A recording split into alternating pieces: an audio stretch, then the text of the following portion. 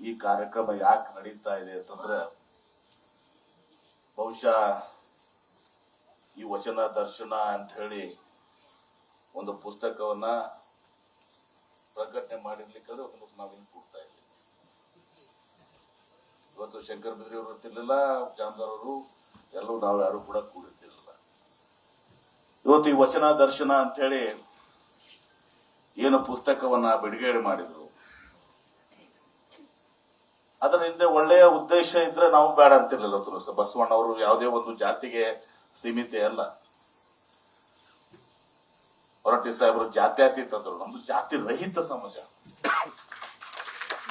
ಜಾತ್ಯತೀತ ಅಲ್ಲ, ಜಾತ್ಯತೀತದ ಸೆಕ್ಯುಲರ್ ಅಂತೀವಿ ನಾವು. ಇದು ಜಾತಿ ರಹಿತ ಅಂತ, ಕಾಸ್ಟ್ಲೆಸ್ ಸೊಸೈಟಿ ಅಂತೀವಿ ನಾವು. ಅಂದ್ರೆ ಜಾತಿಯ ವ್ಯವಸ್ಥೆಯನ್ನೇ ಇವತ್ತು ನಿರ್ಮಾಣ ಮಾಡಬೇಕು ಅಂತ ಹೇಳಿ ಅಂದು 12ನೇ ಶತಮಾನದಲ್ಲಿ 800 ವರ್ಷ ಅಣ್ಣ ಬಸವಣ್ಣವರು ಬಸವಾದಿ ಶರಣರು ಚಿಂತನೆ ಮಾಡಿರ್ತಾರೆ. ಈ ವಚನ ದರ್ಶನ ಪುಸ್ತಕವನ್ನು ಸದುದ್ದೇಶ ಇಟ್ಟುಕೊಂಡು ವಚನಗಳನ್ನ ಪ್ರಸಾರ ಮಾಡಲಿಕ್ಕೆ ಕೇವಲ ನಮಗಷ್ಟೇ ಹಾಕಿಲ್ಲ, ಪ್ರಪಂಚದ ಎಲ್ಲರಿಗೂ ಕೂಡ ಇದು ಹಕ್ಕಿದೆ ವಚನಗಳನ್ನು ಪ್ರಸಾರ ಮಾಡಲಿಕ್ಕೆ. ಆದ್ರೆ ಇದು ಹಿಂದೆ ಒಂದು ದುರುದ್ದೇಶ ಇಟ್ಕೊಂಡು ಅಲ್ಲಿ ಅದಕ್ಕೆ ಅರ್ಥಕ್ಕೆ ಅನರ್ಥ ಕೊಡುವಂತದ್ದು, ತಿರ್ಚುವಂತದ್ದು, ಬೇರೆ ಯಾವುದೋ ಒಂದು ಅಜೆಂಡಾ ಇಟ್ಕೊಂಡು ತುಂಬಿಸೋ ಕೆಲಸ ಮಾಡಿದ್ರೆ ಅದಕ್ಕೆ ನಾವು ಪ್ರತ್ಯುತ್ತರ ಕೊಡ್ಬೇಕಾಗ್ತದೆ. ಮತ್ತು ಪ್ರತ್ಯುತ್ತರ ನಾನು ಬಹಳ ಜಾಮದಾರ್ ಸಾಹೇಬ್ರಿಗೆ ಹೇಳಿದೆ, ನಾವು ಘನತೆ ಗೌರವದಿಂದ ಇದನ್ನು ಮಾಡೋಣ. ಸುಮ್ಮನೆ ನಾವು ಯಾರೋ ಈ ಕೆಲಸವನ್ನು ಮಾಡಿದ್ದಾರೆ ಅವ್ರಿಗೆ ಬೈದ್ರೆ ನಾವು ದೊಡ್ಡವರೇ ಆಗೋದಲ್ಲ. ನಾವು ಅದನ್ನೇ ಒಂದು ಭಾಷೆ, ಅವರೆಷ್ಟು ಜಾಮದಾರರು ಎಷ್ಟು ವ್ಯವಸ್ಥಿತವಾಗಿ ಮಾಡಿದ್ದಾರೆ. ಲೇಖಕರು ನಿಮ್ಮವರೇ, ನಿಮ್ಮವರಲ್ಲ, ನಮ್ಮವರು. ಕಾರ್ಯಕ್ರಮ ನಡೆದು ನಮ್ಮ ಮಠಗಳಲ್ಲಿ ಬಿಡುಗಡೆ ಮಾಡೋರು ಬೇರೆಯವರು. ಅಲ್ಲಿ ನಮ್ಮ ಸ್ವಾಮಿಗಳು ಯಾರು ಕಲಿಸ, ಸಾನ್ಯಾಳ ಪೂರ್ಣ ಕದಿಲ್ಲ, ಬಾಲ್ಕೆ ಪೂರ್ಣದ, ಗದಗಿನ ಪೂರ್ಣದ, ಮಾತಾಜಿಗೂ ಕಲಿಲ್ಲ.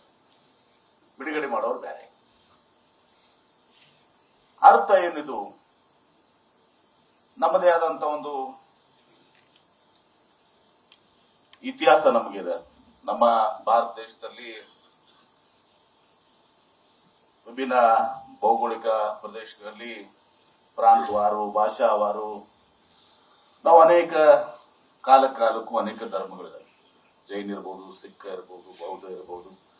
ಅದೇ ರೀತಿ 12ನೇ ಶತಮಾನದಲ್ಲಿ ಅಣ್ಣ ಬಸವಣ್ಣವರು ಬಸವಾದಿ ಶರಣರು. ಯಾಕೆ ನಾನು ಈ ಮಾತನ್ನು ಹೇಳ್ತೀನಿ, ಅಣ್ಣ ಬಸವಣ್ಣವರು ವಿಜಯಪುರ ಜಿಲ್ಲೆ ಜನ್ಮ ಕೊಟ್ಟಂತವ್ರು, ನಮ್ಮೊಬ್ಬ ಜಿಲ್ಲೆಯಿಂದ ಅಭಿಮಾನದಿಂದ ಹೇಳ್ತೇನೆ. ಅದೇ ರೀತಿ ಬಾಲ್ಕಿ ಹಬ್ಬಗಳು ಹೇಳ್ತಾರೆ, ಇವತ್ತು ಸಹ ಅವರ ಕರ್ಮಭೂಮಿ ನಮ್ದು ಅಂತ ಹೇಳ್ತಾರೆ. ಎರಡನ್ನೂ ಕೂಡ ಸತ್ಯನೇ. ಅದಕ್ಕೆ ನಾವು ಹೇಳಿದ್ವಿ ಮೊನ್ನೆ ಅನುಭವ, ಇದು ವಚನ ವಿಶ್ವವಿದ್ಯಾಲಯ ಆಗ್ಬೇಕಾದ್ರೆ ನಾವೇನ್ ಜಗಳ ತೆಗಿಲಿಲ್ಲ. ಬಾಲ್ಕಿ ಹಬ್ಬಗಳು ಕೂಡ ಅಲ್ಲೇ ಕೂಡ ಇದರಲ್ಲಿ ನಿಮ್ಮ ಬಸವ ಕಲ್ಯಾಣದಲ್ಲಿ ಅನುಭವ ಮಂಟಪದಲ್ಲಿ ಆಗ್ಲಿ ಅಂತ ನಾವು. ಯಾಕಂದ್ರೆ ಕರ್ಮಭೂಮಿ, ಅಲ್ಲಿ ವಚನ ಹುಟ್ಟಿರುವಂತದ್ದು, ಅಲ್ಲಿ ಶರಣರು ಕೂಡಿದಂತದ್ದು. ಜಗತ್ತಿನ ಪ್ರಪ್ರಥಮ ಪಾರ್ಲಿಮೆಂಟ್ ಅನುಭವ ಮಂಟಪ. ಈಗ ನಾವು ಬಹಳ ಜನ ಅರ್ಥ ಮಾಡ್ಕೋಬೇಕು, ಈ ಬಸವ ಧರ್ಮ, ಈ ಶರಣ ಧರ್ಮ ಯಾಕೆ ಹುಡ್ತು? ಅಣ್ಣ ಬಸವಣ್ಣವರು ಕೂಡ ಒಂದು ಸಾಂಪ್ರದಾಯಿಕ ಬ್ರಾಹ್ಮಣ ಕುಟುಂಬದಿಂದ ಜನಿಸಿದಂಥವ್ರು. ನಾವು ಅನೇಕ ಸಲ ಬ್ರಾಹ್ಮಣ ಸಮಾಜದವ್ರಿಗೆ ಹೇಳ್ತೀವಿ, ಅಪ್ಕೊಂಡಿದೀವಿ ಅವ್ರನ್ನ, ನಮ್ಮವ್ರನ್ನ ಕೊಟ್ಟಿದೀವಪ್ಪ ಅಂತ ಹೇಳಿ. ಅವರು ಬಾಲ್ಯದಿಂದ ಅವತ್ತು ಸಹ ಅಲ್ಲಿರುವಂತಹ ಕೆಲವೊಂದು ಕಂದಾಚಾರಗಳನ್ರಿ, ಮೂಢನಂಬಿಕೆಗಳಿರ್ಬೋದು, ಅನಿಷ್ಟ ಪದ್ಧತಿಗಳು, ಅದರಿಂದ ಬಾಲ್ಯದಿಂದಲೂ ಅವತ್ತು ಸಹ ಅದನ್ನ ನೋವನ್ನು ಅನುಭವಿಸಿ, ತದನಂತರ ಅವರು ಬಿಜ್ಜಾಳದ ಆಸ್ಥಾನದ ಮಂತ್ರಿಯಾಗಿ ಇವತ್ತು ಖಜಾನೆ ಜವಾಬ್ದಾರಿಯನ್ನು ಹೊತ್ತಿದ್ರು. ಅದನ್ನು ಬಿಟ್ಟುಕೊಂಡು ಇವತ್ತು ಸಹ ಅವರು ಈ ಅನುಭವ ಮಂಟಪ ಯಾಕೆ ಸ್ಥಾಪನೆ ಮಾಡಿದ್ರು ಅಂದ್ರೆ, ಸಮಾಜದಲ್ಲಿ ಇವತ್ತು ಸಹ ಏನು ಅಸಮಾನತೆ ಇದೆ, ಅಸಮಾನತೆ ಹೋಗ್ಬೇಕು, ಸಮಾನತೆ ಬರಬೇಕು, ಮೇಳು ಕೀಳು ಹೋಗ್ಬೇಕು, ಮೂಢನಂಬಿಕೆಗಳು, ಅನಿಷ್ಟ ಪದ್ಧತಿಗಳು ಈ ಚತುರ್ವರ್ಣ ಏನು ಜಾತಿಯ ವ್ಯವಸ್ಥೆ ಇದೆ, ಚತುರ್ಧನ ಹೋಗ್ಬೇಕು ಅಂತ ಹೇಳಿ ಬಸವ ಧರ್ಮವನ್ನು ಮುಟ್ಟಾಕಿ ಇವತ್ತು ವಚನ ಧರ್ಮ ಮೂಲಕ, ವಚನ ಚಳವಳಿ ಮೂಲಕ ಇವತ್ತು ವಿಸ್ಮಯ ಅನಿಸ್ತದೆ. ನಮ್ಮ ಬಿ ಎಲ್ ಶಂಕರ್ ಅವರು ಒಂದು ಕಡೆ ಮಾತನಾಡ್ತಾರೆ ಮೊನ್ನೆ ಶರಣ ಸಾಹಿತ್ಯ ಸಮ್ಮೇಳನದಲ್ಲಿ, ಇವರೆಲ್ಲ ಶರಣರು ಹೆಂಗೆ ಇವತ್ತೊಂದು ವಚನಗಳನ್ನ ಸೃಷ್ಟಿ ಮಾಡಿದ್ರು. ಅದು ದೊಡ್ಡ ವಿಸ್ಮಯ, ಅದ್ಭುತ. ಅದು ಅವ್ರಿಗೆಲ್ಲ ವಚನ ಬರಲಿಕ್ಕೆ ಕಲಿಸಿದ್ರು ಯಾರು? ಅದಕ್ಕೆ ಯಾರೋ ಹೇಳಿದ್ರು ಅಂತ ಹೇಳಿದ್ರು, ಜಾಮದಾಸ್ ಸಾಹೇಬ್ ಸ್ವರ್ಗದಿಂದ ಬಂದಿದ್ದಾವ ಅಂತ ಹೇಳಿ. ಅದನ್ನ ಒಪ್ಕೊಳ್ರಿ ಅಂತಲೂ ಕೂಡ ಜಾಮದಾಸ್ ಸಾಹೇಬ್ ಹೇಳಿದ್ರು, ಸ್ವರ್ಗದಿಂದ ಬಂದವನು ಒಪ್ಕೊಂಡ್ಬಿಡ್ರಿ ಮತ್ತೆ ನೀವು, ಮತ್ತೆ ಯಾಕೆ ಈ ಕೆಲಸ ವಚನ ತಿದ್ದುವಂತದ್ದು ಉದಾಹರಣೆ. ಯಾಕಂದ್ರೆ ಯಾವಾಗ ಯಾವಾಗ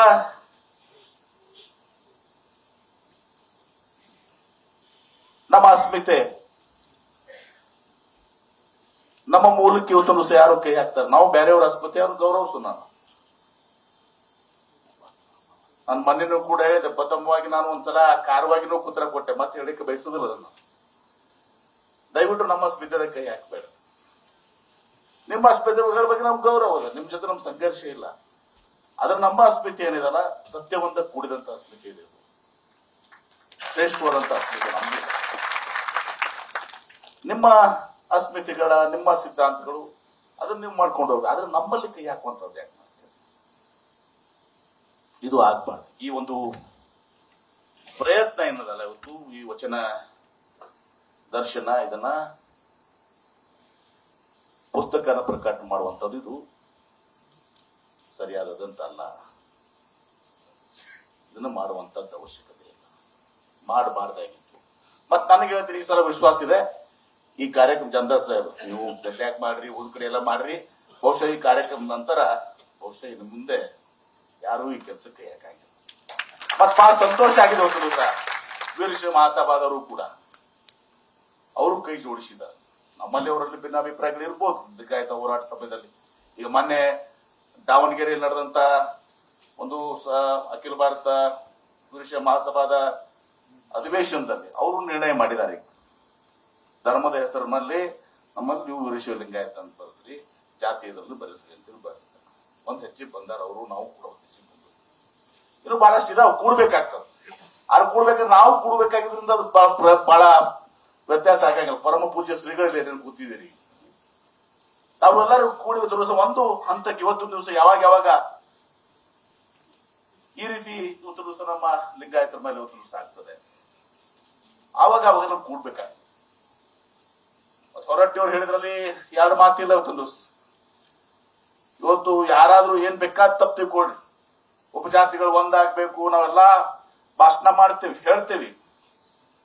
ಆದ್ರೆ ಉಪಜಾತಿಗಳು ಇವತ್ತು ದಿವಸ ಯಾಕೆ ಈ ಪರಿಸ್ಥಿತಿ ಬಂತಂದ್ರೆ ನೀವು ಯಾರು ಕೂಡ ಅರ್ಥ ಮಾಡ್ಕೊಳ್ಳಿ. ಮೀಸಲಾತಿ ಸಲುವಾಗಿ ಎಲ್ಲರಿಗೂ ಮೀಸಲಾತಿ ಕಾರಣ ಇಲ್ಲ. ನಾನು ಸ್ಪಷ್ಟವಾಗಿ ಹೇಳಿದ್ವಿ, ಯಾಕಪ್ಪ ಅವರೆಲ್ಲರೂ ಹಿಂದೂ ಉಪಜಾತಿ ಬರೆಸ್ತಾರ, ಹಿಂದೂ ಮತ್ತೊಂದು ಉಪಜಾತಿ ಬರೆಸ್ತಾರ, ಹಿಂದೂ ಮತ್ತೊಂದು ಉಪಜಾತಿ ಬರೆಸ್ತಾರೆ. ಎಲ್ಲರೂ ನಾವು ಮಾಡ್ಕೊಂಡು ಎಲ್ಲರೂ ಉಪಜಾತಿಯನ್ನು ಬರೆಸ್ತೀವಿ. ಯಾಕೆ ಬರೆಸ್ತೀವಿ ಅಂದ್ರೆ ಲಿಂಗಾಯತ ಅಥವಾ ವೀರಶೈವ ಲಿಂಗಾಯತ, ಲಿಂಗಾಯತ ವೀರಶೈವ ಅಥವಾ ವೀರಶೈವ, ಇವು ನಾಲ್ಕು ಬರ್ಸಿದ್ರು ಕೂಡ ಅವ್ರಿಗೆ ಮೀಸಲಾತಿ ಸಿಕ್ಕುದಿಲ್ಲ. ಮತ್ ಜನರಿಗೆ ಇವತ್ತು ದಿವಸ ನಾನು ಬಹಳ ಸ್ಪಷ್ಟವಾಗಿತ್ತು, ನಮ್ಮ ಹೊರಟ್ಟಿಯವರು ಹೇಳಿದಂಗೆ ಜನರಿಗೆ ಇವತ್ತು ದಿವಸ ವಿಶೇಷವಾಗಿ ಬಡವರಿಗೆ, ಹಳ್ಳಿಯಿಂದ ಬಂದಂತ ಜನರಿಗೆ ಇವತ್ತು ಅವರಿಗೆ ಮಕ್ಕಳಿಗೆ ಔದ್ಯೋಗಿಕವಾಗಿ ಮತ್ತು ಶೈಕ್ಷಣಿಕ ಮೀಸಲಾತಿ ಬೇಕು. ನಾವು ಲಿಂಗಾಯತ ಹೋರಾಟ ಪ್ರಾರಂಭ ಮಾಡಿದಾಗ ಅದೇ ಉದ್ದೇಶ ಇತ್ತು. ಎಲ್ಲೋ ಒಂದ್ ಕಡೆ ಸಮಯದ ಕೊರತೆ ಇತ್ತು, ನಾವು ಬಹಳ ವೇಗವಾಗಿ ಹೋಗ್ಬೇಕಾಗಿತ್ತು. ಯಾಕಂದ್ರೆ ಸರ್ಕಾರ ಟರ್ಮ್ ಮುಗಿಲಾಕ್ ಬಂದಿತ್ತು. ಸ್ವಲ್ಪ ತಪ್ಪು ತಡೆಗಳು ಎರಡೂ ಕಡೆಯಿಂದ ಕೂಡ ಆಗಿದಾವ, ಇಲ್ಲ ಅಂತ ನಾನು ಹೇಳಿದಲ್ಲ. ಇವತ್ತು ದಿವಸ ಮೀಸಲಾತಿ, ಇವತ್ತು ದಿವಸ ಒಂದು ಸಮಾಜ ತಗೊಳ್ರಿ, ಇವತ್ತು ಒಕ್ಕಲಿಗ ಸಮಾಜ, ನಾವು ವಿರುದ್ಧ ಹೇಳ್ತಾ ಇಲ್ಲ, ಅಲ್ಲಿ ನೋಡ್ರಿ ಹೆಂಗಿದೆ ಅಂತ. ಒಕ್ಕಲಿಗ ಸಮಾಜ ತಗೊಳ್ಳಿ, ಅವರಲ್ಲಿನೂ ಕೂಡ 108, 104 ಉಪಜಾತಿಗಳಿದಾವೆ. ಆದ್ರೆ ಒಂದೇ ಒಂದು ಹೆಡಿಂಗ್ ನಲ್ಲಿ 3A ಎಲ್ಲಾ ಉಪಪಂಗಡಗಳು ಬಂದ್ಬಿಡ್ತಾವ. ಎಲ್ಲನೂ ಕೂಡ ಸ್ವಾಮಿಗಳು ಒಬ್ಬರೇ ಇದಾರೆ ಬಿಡ್ರಿ, ಅದನ್ನ ಚಂದ್ರ ಸಾಹೇಬ್ ಹೇಳ್ತಾರೆ. ಪವರ್ ಸೆಂಟರ್ ಒಂದೇ ನಿಮ್ಮಲ್ಲಿ ಸಾವಿರದವರೆಗೂ. ಆಮೇಲೆ ಕೇಂದ್ರ ಇದರನ್ನು ಕೂಡ ತಗೊಳ್ಳಿ, ಏನು ಬ್ಯಾಕ್ವರ್ಡ್ ಕ್ಲಾಸ್ ಇರೋ ಬರ್ತದೆ, ಅಲ್ಲಿನೂ ಕೂಡ ಒಂದೇ ಇದ್ರಾಗ. ನಮ್ಮ ಇಚ್ಛೆ ಇವತ್ತಿನ ಸಹ ನಮ್ಮದಾಗಲಿ ವೀರಶೈವ ಮಹಾಸಭಾದಾಗ್ಲಿ ನಾವು ಇವತ್ತೆಲ್ಲರೂ ಕೂಡ್ಕೊಂಡು ಎಲ್ಲಾ ಉಪಪಂಗಡಗಳಿಗೆ ಒಂದೇ ಹೆಡ್ಡಿಂಗ್ ನಲ್ಲಿ ಇವತ್ತಿನ ಸಹ ಲಿಂಗಾಯತು ಅದು ಉಪಪಂಗಡಗಳು 108 ಬರ್ತಾವೆ. ಎಲ್ಲರಿಗೂ ಮೀಸಲಾತಿ ಸಿಕ್ಕರೆ ಮಾತ್ರ ಇವತ್ತಿನ ಸಹ ಈ ಉಪಜಾತಿ ವ್ಯವಸ್ಥೆ ಇವತ್ತಿನ ಸಹ ಕಡಿಮೆ ಆಗ್ತದೆ. ಇಲ್ಲಿ ಕಡೆ ಇದು ಮುಂದುವರ್ಕೊಂಡು ಹೋಗಿ ಜಾತಿ ಗಣತಿಗೆ ನಾವು ಬೈತೀವಿ, ಜಾತಿ ಗಣತಿಯಾಗಿ ಬೈತಾರ. ನನಗೊಮ್ಮೆ ಮಾತನಾಡುವಾಗ ಅಲ್ಲಿರುವಂತ ಒಬ್ಬ ಮುಖ್ಯಸ್ಥರು ಹೇಳಿದ್ರು ನನಗೆ, ನಮ್ದು ಲಿಂಗಾಯತ 1 ಕೋಟಿ ಮ್ಯಾಲ ಅದ, ಎಷ್ಟದ್ರಿ ಜನ 2 ಕೋಟಿನೂ 3 ಇರ್ಲಿ, ಏನಿರ್ಲಿ 2 ಕೋಟಿ 3 ಕೋಟಿ ಏನೇ ಇರ್ಲಿ. ಆದ್ರೆ ಅವ್ರು ಏನ್ ಮಾಡ್ತಾರ, ಇವತ್ತೊಂದು ಸಹ ಜಾತಿ ಗಣತಿ ಮಾಡಕ್ ಹೋದಾಗ ಏನ್ ವಿಚಾರ ಮಾಡ್ತಾರ, ಹೋಗಿ ಕೇಳ್ತಾರ ಒಬ್ಬ ವ್ಯಕ್ತಿಗೆ ಯಾರ್ರಿ ನಪ್ಪನಸಿಗೆರವ್ರಿ ಅಂತಾರ. ನಾವು ಸಾಗರವಂತೆ, ನಾವು ಕುಡುವಕರಿಯವರು, ನಾವು ಗಾಣಿಗಳು. ಅಲ್ಲಿ ಯಾರೂ ಲಿಂಗಾಯತ ಬರ್ಸಿಲ್ಲ, ವೀರಶೈವ ಲಿಂಗಾಯತ ಬರ್ಸಿಲ್ಲ, ವೀರಶೈವಂತನೂ ಬರ್ಸಿಲ್ಲ, ಲಿಂಗಾಯತ ವೀರಶೈವ ಅಂತೂ ಬರ್ಸಿಲ್ಲ. ಯಾವ್ದೇ ತಗೊಂಡ್ರೆ ಕಾಂಬಿನೇಷನ್ ಮತ್ ನಿಮ್ಮನ್ನ ನೀವು ಬರ್ಸೇ ಇಲ್ಲ ಅಂದ್ಮೇಲೆ ನಿಮ್ಗೆ ಕೌಂಟ್ ಹೆಂಗ್ ಮಾಡ್ತೀವಿ, ಲೆಕ್ಕಕ್ಕೆ ಬರಂಗಿಲ್ಲ. ಮತ್ತೆ 2 ಕೋಟಿ ಹೋಗಿ 65 ಲಕ್ಷಕ್ಕೆ ಬಂದು ಮಾಧ್ಯಮದಾಗ ಸತ್ಯ ಗೊತ್ತಿಲ್ಲ, ನಾವು ನೋಡಿಲ್ಲ. ಬರ್ಲಾರ್ದ ಏನ್ ಮಾಡ್ತಾವ. ಆಮೇಲೆ ಬಹಳ ಸಲ ಹೇಳ್ತಾರು, ನಮ್ಮ ಮನೇನು ಕೂಡ ವೇದಿಕೆದಾಗ ಹೇಳಿದೆ, ಮತ್ತೊಮ್ಮೆ ಇದು ಆಗ್ಬೇಕಂತ ಏನಂದ್ರೆ ಜಾತಿಗಳು ಮತ್ತೊಮ್ಮೆ ಜಾತಿ ಗಣತಿಗೆ ಬೇರೆ ಆಗ್ತದ, ಮತ್ತು ಇದೇ ಆಗ ಅವ್ರು ಯಾರು ಕೂಡ ಮೀಸಲಾತಿ ಬಿಟ್ಕೊಡ ತಯಾರಿಲ್ಲ. ಮತ್ತೊಮ್ಮೆ ಜಾತಿ ಗಣತಿ ಆದ್ರೂ ಇದನ್ನೇ ಬಳಸ್ತಾರೆ. ಪರ್ಯಾಯ ಏನು? ನಮ್ಮ ಒತ್ತಾಯ, ನಮ್ಮ ನಿಲುವು ವೀರಶೈವ ಮಹಾಸಭಾ ಆಗಲಿ ಜಾಗತಿಕ ಎಲ್ಲ ಒಕ್ಕೂಟಗಳ ಪರಪೂಜರು ನಮ್ಮನ್ನ ಒಂದೇ ಇದರಲ್ಲಿ ಸೂರಿನಲ್ಲಿ ತರಬೇಕು.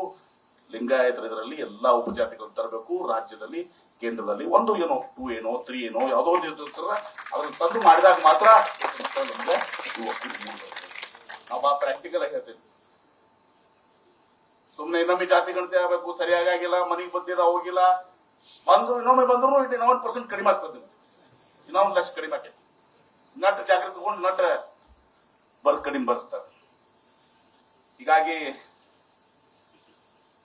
ನಾವು ಈ ಸಂದರ್ಭದಲ್ಲಿ ಈ ವಚನ ದರ್ಶನ ಇವತ್ತೊಂದು ಸಹ ತಾವೇನಿದು ಮಾಡಿದ್ರೆ ನಮ್ಮ ಅಸ್ಮಿತೆಗೆ ಧಕ್ಕೆ ಬಲ್ಲ. ಯಾಕಂದ್ರೆ ವಚನಗಳು ಇವತ್ತೊಂದು ಸಹ ನಮ್ಮ ಶತಮಾನದಲ್ಲಿ 800 ವರ್ಷಕ್ಕೂ ಮುಂಚೆ ಎಲ್ಲಾ ಶರಣರು ರಚಿಸಿದಂತ ಮತ್ತು ಕನ್ನಡದ ವಚನಗಳು, ಆಡ ಭಾಷೆಯಲ್ಲಿ ಕನ್ನಡದ ಧರ್ಮ ಇದು ಬಸವ ಧರ್ಮ. ಇಂಥ ಶ್ರೇಷ್ಠವಾದ ವಚನಗಳನ್ನ ಇವತ್ತು ಡಾಕ್ಟರ್ ಫಗು ಕಟ್ಟಿರ್ತವ್ರು. ಅವಾಗ ಎಷ್ಟು ಕಷ್ಟ ಆಯ್ತು, ಕಲ್ಯಾಣ ಕ್ರಾಂತಿ ಆಯ್ತು. ಆ ವಚನಗಳನ್ನ ಹೊತ್ತುಕೊಂಡು ಇವತ್ತು ಸಹ ಶರಣರು ಎಲ್ಲೆಲ್ಲೋ ಕಡೆ ಇವತ್ತು ಹೋಗುವಂತದ್ದಾಯ್ತು. ಲಕ್ಷಾಂತರ ವಚನಗಳನ್ನು ಇನ್ನೂ ಕಳ್ಕೊಂಡಿದೀವಿ. ಈಗಲೂ ಕೂಡ ಅಲ್ಲೇ ಸಿಗ್ತಾಗಿದ್ದಾವ ಸ್ವಲ್ಪ. ಇವತ್ತು ಫಗುಗಳು ಕಟ್ಟಿಯವರು ಕೆಲವೊಂದು ಸಂಸ್ಕರಣೆ ಮಾಡಿ ಮಠ ಜಗಲಿ ಮೇಲೆ ಬಿದ್ದಂತದ್ದು, ಕಿರಾಣಿ ಅಂಗಡಿಯಲ್ಲಿ ಬಿದ್ದಂತದ್ದು, ಅಡತಿ ಅಂಗಡಿಯಲ್ಲಿ ಬಿದ್ದಂತದನ್ನು ಮಠಗಳಲ್ಲಿ ಬಿದ್ದಂತ ಕೂಡಿಸಿ ಒಂದು ಸಹ ಸಂಗ್ರಹಣೆ ಮಾಡಿ ಇವತ್ತು ಸಹ 150 ಶರಣರ ಬೆಳಕಿತ್ತಂದ್ರೆ ಇಲ್ಲ ಗೊತ್ತೇ ಆಗ್ತಿರ್ಲಿಲ್ಲ. ಇದು ನಮ್ಮ ಆಸ್ತಿ ವಚನಗಳು. ಇದನ್ನ ತಿರುಚುವಂತದ್ದಾಗ್ಲಿ, ಇದರ ಅಪಾರ್ಥ ತಲುಪಿಸುವಂತದ್ದು, ಎಲ್ಲೋ ಒಂದು ನಿಮಗೆ ಅನುಕೂಲವಾಗುವ ರೀತಿಯಲ್ಲಿ ವೈದ್ಯರನ್ನ ಹಚ್ಚುವಲ್ಲಿ ಕೆಲಸ ಮಾಡಿದ್ರೆ ಇವತ್ತು ದಿವಸ ಯಾರು ಕೂಡ ನಾವು ತಾಳ್ಕೊಳಕ್ಕಾಗದಿಲ್ಲ ಅನ್ನೋ ಮಾತನ್ನ, ಈ ಸಂದೇಶವನ್ನ ಈ ಒಂದು ಕಾರ್ಯಕ್ರಮದ ಮೂಲಕ ತಾವು ತೋರಿಸಿದ್ದೀರಿ ಅಂತೇಳಿ ಸಂದರ್ಭದಲ್ಲಿ ಈ ವಚನ ದರ್ಶನವನ್ನ ಮತ್ತು ಇದನ್ನ ಬರೆದು ಡಾಕ್ಟರ್ ಟಿ.ಆರ್. ಚಂದ್ರಶೇಖರ್ ಅವರಾಗ್ಲಿ, ಡಾಕ್ಟರ್ ಮುಕ್ತಾ ಬೇಕಾಗ್ಲಿ ಅವ್ರಾಗ್ಲಿ ಎಲ್ಲರೂ ಅವ್ರಿಗೆ ನಾ ಅಭಿನಂದನೆಗಳು ಸಲ್ಲಿಸ್ತೇನೆ. ಯಾವಾಗ ಈ ರೀತಿ ಆಗ್ತದೆ ಅವಾಗ ನಮ್ಮ ರಿಯಾಕ್ಷನ್ ಆಗ್ತದೆ ಅಂದ್ರೆ ಬಹುಶಃ ಯಾರು ಕೈ ಹಾಕಂಗಿಲ್ಲ. ಬಟ್ ನನ್ನ ಪ್ರಕಾರ ಇವತ್ತಿನ ನಂತರ ಇದು ಮುಂದುವರಿಯಂಗಿಲ್ಲ, ನನ್ಗಷ್ಟು ವಿಶ್ವಾಸ. ಯಾಕಂದ್ರೆ ಗೊತ್ತಾಯ್ತು ಜಾಗೃತ ಆಗಿದಾರಪ್ಪ. ಇಷ್ಟೆಲ್ಲ ಶ್ರೀಗಳು, ವೀರಶೈವ ಮಹಾಸಭಾ, ಜಾಗತಿಕ ಲಿಂಗಾಯತ ಮಹಾಸಭಾ ನಮ್ಮಲ್ಲಿ ನೋಡಿದ್ರು. ಹಿಂದಕ್ಕೂ ಕೂಡ ಆಯ್ತು, ಲಿಂಗಾಯತ ಹೋರಾಟದಾಗ ಅದೇ ಆಯ್ತು. ನಮ್ಮನ್ನು ಒಡೆದಾಡುವಂತ ಒಂದು ಪ್ರಯತ್ನಗಳಾದವು. ಯಾರ್ಯಾರೋ ಬಂದು ಹಸ್ತಕ್ಷೇಪ, ನಮ್ಮ ಒಳಗೆ ಜಗಳ ಇರು ನಮ್ಮ ಮನ್ಯಾಗ. ನಮ್ಮ ಮನ್ಯಾಗ 3ನೇದವರು ಬಂದು ತುಳಿಸ್ ಪ್ರಯತ್ನ ಮಾಡಿ ಈಗ ಅದು ಇದಕ್ಕೆ ಒಂದು ದೃಶ್ಯ ಹಾಡುವಂತದ್ದಾಗ್ತದೆ. ಮತ್ತು ನಾವು ಒಂದು ವಿನಂತಿ ಏನ್ ಮಾಡ್ಕೋತೀನಿ, ನಾವು ಏನೇ ವಿಚಾರ ಮಾಡೋತೀನಿ ಬಹಳ ಘನತೆ ಗೌರವದಿಂದ ಮಾಡೋದು. ಸುಮ್ಸೆ ನಾವು ಬಹಳಷ್ಟು ಕೆಟ್ಟ ಪದಗಳಿಂದ ಇದನ್ನ ಮಾಡಿ ಬೇರೆಯವ್ರನ್ನ ಇದು ಮಾಡುವಂತದ್ದು ಅದು ಆಗ್ಬಾರ್ದು. ಬೈಯುವಂತದ್ದು ಆಗ್ಲಿ ಇಂಥದ್ದು ಕೆಟ್ಟ ಪದ ಬರುವಂತದ್ದು ಬೇಡ. ಅತ್ಯಂತ ಘನತೆ ಗೌರವದಿಂದ ಅದಕ್ಕೆ ಉತ್ತರ ಕೊಡು.